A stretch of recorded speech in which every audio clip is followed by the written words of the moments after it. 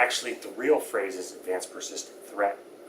Some people call it advanced targeted attack, but the general word is APT. They mean the same thing. Advanced means it uses a whole bunch of different methods of finding a target, infecting a target, and then finding its way through a network to steal information and make that information leave the network for whoever launched the attack. So they use things like exploits and vulnerabilities in software.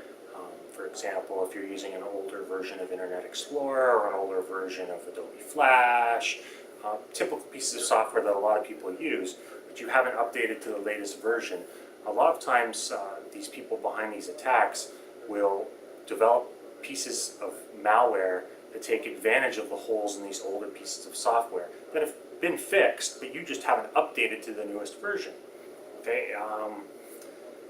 If you visit a website that's been compromised, or you download an attachment on an email, or you click on a link in a browser that takes advantage of these vulnerabilities, you become infected.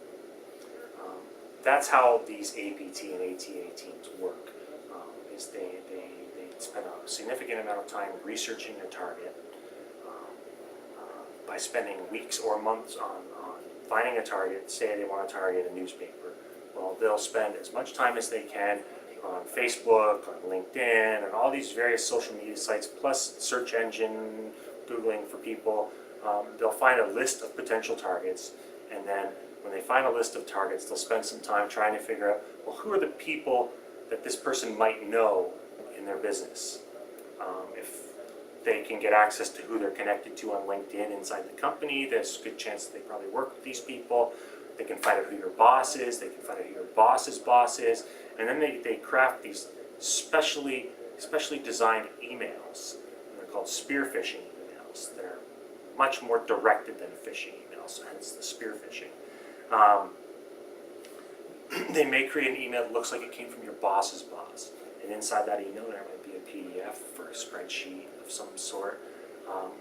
If you get an email from your boss's boss, most of the time you're not going to think twice about opening anything that's inside it, especially if it's copied to a couple other people and it's just like, here's the file we discussed, please take a look. Something as small as that, you're going to open it. It's very easy to spoof an email and make it look like it came from someone else. No problem. That's one of the easiest things to do. People have been doing it for a long time. That's how when you look in your spam folders in your email, you see all these emails. You might even see an email that looks like it came from you. You didn't send a spam email. All they've done is spoofed your email address so that it looks like your name was on it.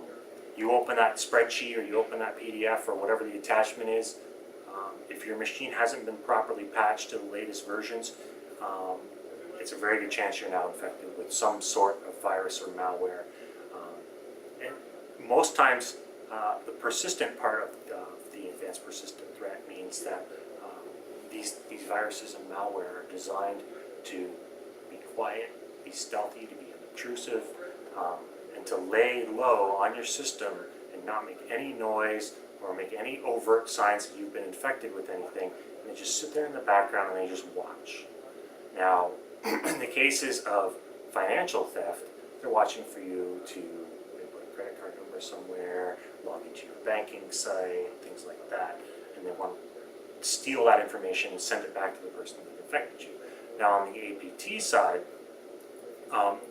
depending on what the goal of the person who designed the attack is, they may be, for example, if you work in the media, they may be trying to get access to your email files in order to determine who the source of the story was.